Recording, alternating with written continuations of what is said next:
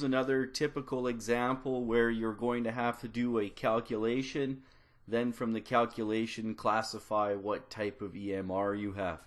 Here's the wave that we've been discussing in this lesson with the electric and magnetic fields perpendicular to each other and the velocity perpendicular to this.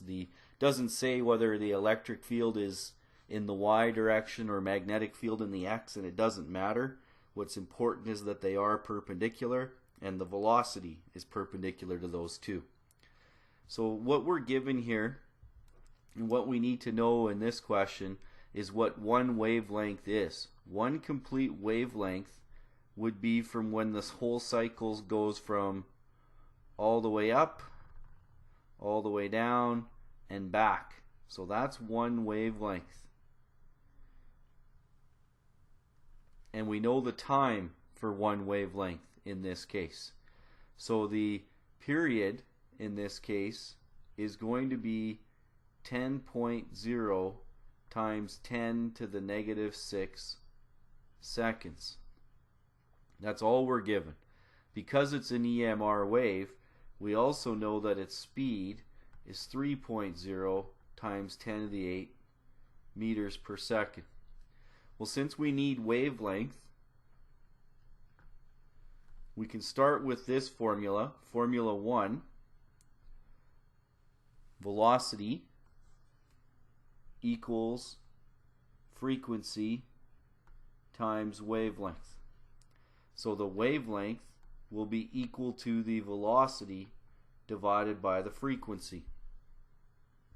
Unfortunately, we don't have the frequency, but we do have the time for one wavelength.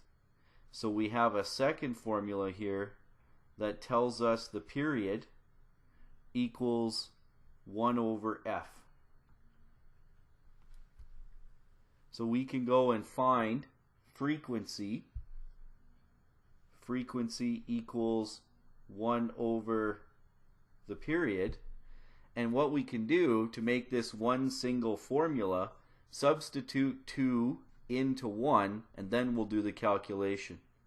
So equation 1, by the way, you can do this in parts if you want, becomes wavelength equals speed divided by frequency, which is 1 over t.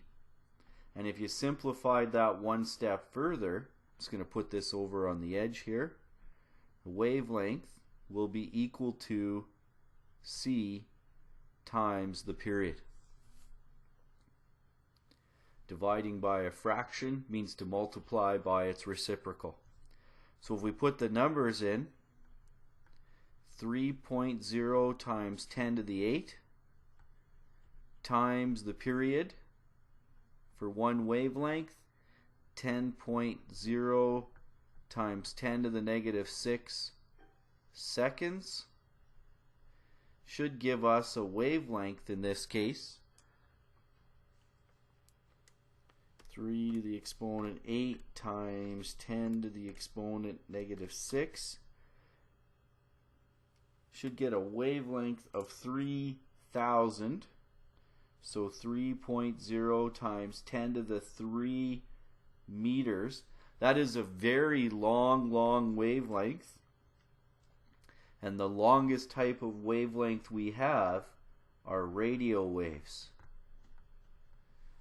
So if we had to classify this, it's way too long to be a microwave. Radio waves are the ones that were up to kilometers in length. And that's why radio waves are so good for radio signals, is because they will very easily bend around a building, bend around hills. They're good for going around the surfaces that are on the earth so that they don't diffract or basically be interfered with because of that. So that's why we tend to have our radio broadcasts in really long wavelengths. If it was a really short wavelength, then it would tend to stop when you got into the mountains, or it would tend to stop when you got a big object in front of it. It wouldn't bend around it. This big wave will.